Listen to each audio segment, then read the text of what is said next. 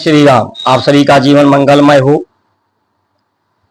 जाको प्रभु दाऊद दुख दीन्हि देही, ताकि मत पहले हगले ही। प्रभु प्रभु का पर्याय है प्राण और भू।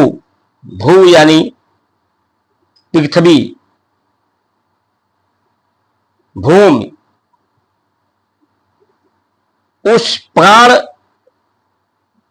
ईश्वर को, चेतना को ये भू धारण करे, इसीलिए ही उस परमात्मा की शक्ति है, स्व प्रकाश है कि उसे धरती धारण करे, प्रकृति धारण करे। और ये मनुष्य का शरीर भी प्रकृति ही है, इसमें भी इसी भूमि का ही भाग है ये शरीर। भूमि के द्वारा जो बीज उत्पन्न हुए हैं, आहार, आहार से बीज, बीज से ही ये शरीर। तो ये भी धरती का ही भाग है, पृथ्वी का ही भाग है, भूमि का ही भाग है शरीर। इसलिए ये शरीर भी उस शक्ति को धारण करे, शोषित करे। ये शक्ति को शोषित करके लोगों में सामर्थ्य पैदा हो, विवेक पैदा हो, प्रतिभा पैदा हो, और उसका प्रयोग जिस तरह से परमात्मा, प्रकृति, ब्रह्म, ब्रह्मांड एक दूसरे का सहायता कर रहे हैं, आश्रय दे रहे हैं, उसी तरह से ये मनुष्य भी परमात्मा का अंश है, परमात्मा के समान है। पूरा जगत परमात्मा के समान है। एक दूसरे का सहारा बने, एक दूसरे का सहायता करें, एक दूसरे का संवेदना करें। परमात्मा का अंश परमात्मा की तरह हो, परमात्मा की तरह इसके कार्य हो। लेकिन ये जो उसे धारण करने की स्थिति होती है, तभी होती है जब स्थिरता हो, गति में स्थिर हो, मन की गति में स्थिरता हो, चित्त वृत्तियों के गति में स्थिरता हो, बुद्धि के विचारों के गति में स्थिरता हो, इंद्रियों के गति में स्थिरता हो, मन के गति में स्थिरता हो, शरीर के गति में स्थिरता हो, आसन में हो। और ये स्थिरता जब शुद्ध चीजों का हम प्रयोग करेंगे, शुद्ध आहार होगा, वेशभूषा हमारा शुद्ध होगा, जिससे जो प्रकाश, वायु, आकाश तत्व इस शरीर से स्पर्श हो सके, तभी हम धर्म को, प्राण को, चेतना को, ईश्वर को धारण कर सकेंगे। जब धारण करेंगे तो हमारा भी ध्येय, धारणा परमात्मा, ईश्वर, प्रभु की तरह से होगी। ये कुछ समय का अवसर है अपने को सिद्ध करने का, पूरे संसार को सिद्ध करने का कि सब परमात्मा के ही अंश हैं, सब परमात्मा प्रभु के ही अंश हैं, ईश्वर के अंश हैं। ईश्वर अंश जीव अविनाशी, चेतन अमल सहज सुख राशि। इस चेतना का जो स्तर होता है, बच्चा पैदा होता है या पशु पंछी होते हैं, उसमें चेतना का स्तर कम होता है, न्यून होता है। इसी चेतना के स्तर को बढ़ा करके, प्राण को ज्यादा से ज्यादा धारण करके इसमें प्रतिभा, योग्यता पैदा की जाए और सिद्ध किया जाए कि हम तुम्हारे ही अंश हैं, तुम्हारे ही जैसे हैं। इसी से व्यक्ति को संतुष्टि मिलती है, मोक्ष मिलती है, जिससे जो गर्मी है प्रकाश से ही, की गति से ऊष्मा पैदा होती है, ताप पैदा होता है, अग्नि पैदा होता है। लेकिन ये गति जिसको अगर शोषित कर लिया जाए, इसमें क्रियापद क्रिया ना हो, तो ये संतुलित अवस्था में होती है। लेकिन जब इसे धारण पृथ्वी ना कर पावे, प्रकृति की स्थिति ऐसी ना हो धारण कर पावे, क्योंकि आज का जो आहार व्यवस्था मनुष्य की है, जो वेशभूषा मनुष्य की बनती जा रही है, वो धारण करने की स्थिति नहीं है। जब धारण करने की स्थिति नहीं होती है तो उसी को अधर्म कहा जाता है कि धर्म को धारण न किए करने की स्थिति हो तो वो अधर्म की स्थिति होती है, वो धर्म की हानि की स्थिति होती है। आज प्रकृति की भी स्थिति, क्योंकि जब धारण करने की स्थिति नहीं होती है, वही प्रकाश क्रिया करते हैं, जब उस धारण नहीं होता तो ताप को पैदा करते हैं। आज ताप इतना अधिक बढ़ गया है।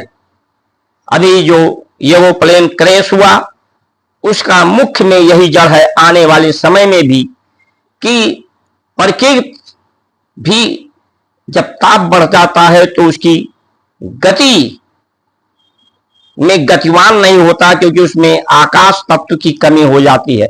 आकाश तत्व जो रिक्त स्थान है, रिक्त स्थान होता है तो एक पदार्थ, एक तत्व दूसरे तत्व में गति करता है, गति करने से कार्य होते हैं।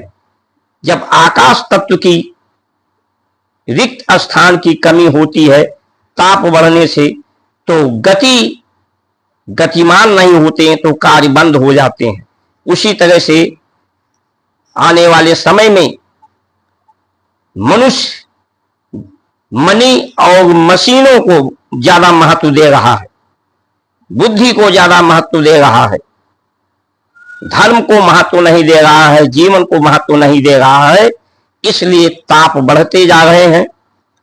ताप बढ़ने से मशीनरियां काम करना बंद कर देंगी, क्योंकि उसमें प्राण तत्व, आकाश तत्व, रिक्त स्थान नहीं होगा।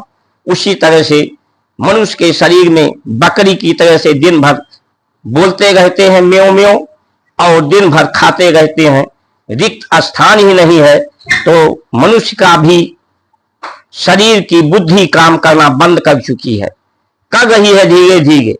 इंद्रियां सही निर्णय नहीं ले पा रही हैं, मन की गति सही नहीं है। इसी को कहा गया है कि मत हर लेनी। जब मत हर लेती है तो दुख ही दुख होता है, क्योंकि कर्म होना बंद हो जाता है।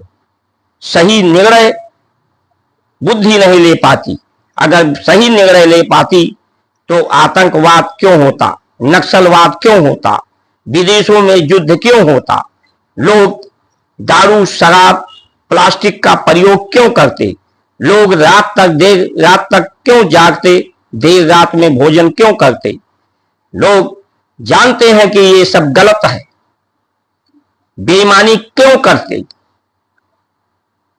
जानते हैं कि ये गलत कार्य है, ये पाप है, इससे कुछ भला नहीं होने वाला है, लेकिन तब भी लोग करते हैं, क्योंकि लोगों की मत हरली, मत बुद्धि काम नहीं कर रही है, सही से निर्णय नहीं ले पा रहे हैं, क्योंकि ताप बढ़ गया है, संताप बढ़ गया है, शोक बढ़ गया है, और ये सिर्फ भाग दौड़, लोग हेलीकॉप्टर से भागना चाहते हैं, अपनी गति को तेज कर लेना चाहते हैं, शरीर की गति, कामनाओं की गति।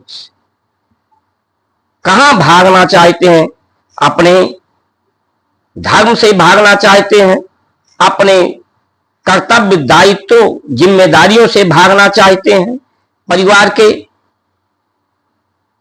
जीवन से भागना चाहते हैं। कहां ये भागना चाहते हैं इतनी तेज गति से। तो ये स्थिति जो बन रही है, इसमें बहुत ही सतर्क होने की आवश्यकता है। जिस तरह से कोरोना के समय में लोग घर से कम निकलते थे, आज वही स्थिति हमें फिर से सोचनी होगी। अगर आने वाले समय में संतानों को बचाना है, जीवन को बचाना है, तो साधनों का प्रयोग कम से कम करें, आहार कम से कम लें, पेट में रिक्त स्थान बनाएं, शुद्ध चीजों का आहार लें और लालच प्रलोभन न करें। आज जो नेतागण हैं उनमें कोई प्रतिभा नहीं है, कोई विवेक नहीं, कोई योग्यता नहीं है। जो नेतृत्व करने वाले हैं, चाहे नेता हो, सभी पार्टियों की बात करता हूं और हमारे भारत की ही नहीं पूरे विश्व की बात किया जाए कि विश्व के जो नेतृत्व करने वाले नेता हैं, अधिकारी हैं, सिर्फ इनमें अधिक से अधिक साधन सुविधा की भोग करने की प्रवृत्ति ही है। जो जात के आधार पर की जिसकी जितनी जात की हिस्सेदारी उतनी भागीदारी के आधार पर लोग पदों पर आसीन होते हैं और किताबों को पढ़ करके, शब्दों को पढ़ करके लोग अधिकारी बनते हैं। पढ़ते पढ़ते युग मोया पंडित भया न कोई, ढाई अक्षर प्रेम का पढ़े सो पंडित होय। ये ढाई अक्षर सत्य और प्रेम को नहीं पढ़े, इसलिए प्रतिभा नहीं है, इसलिए इनमें योग्यता नहीं है, विवेक नहीं है, सामर्थ्य नहीं है, शक्ति नहीं है, तो ये कौन सी जिम्मेदारी निभाएंगे, कौन सा अच्छा कार्य करेंगे। तो अगर आप सहमत हैं तो इस वीडियो को अधिक से अधिक शेयर करें, ताकि आने वाले समय में लोगों को कष्ट से, दुख से, दारुण दुख से लोग बच सकें। जय जय श्री राम।